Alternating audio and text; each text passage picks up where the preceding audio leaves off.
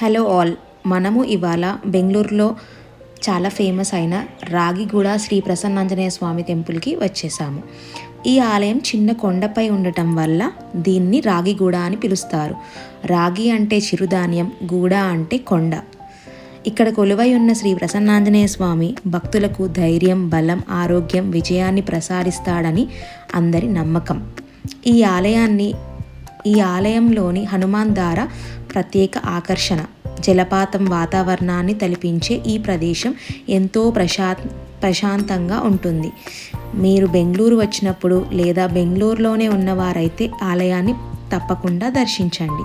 Jai Sriram, Jai Hanuman.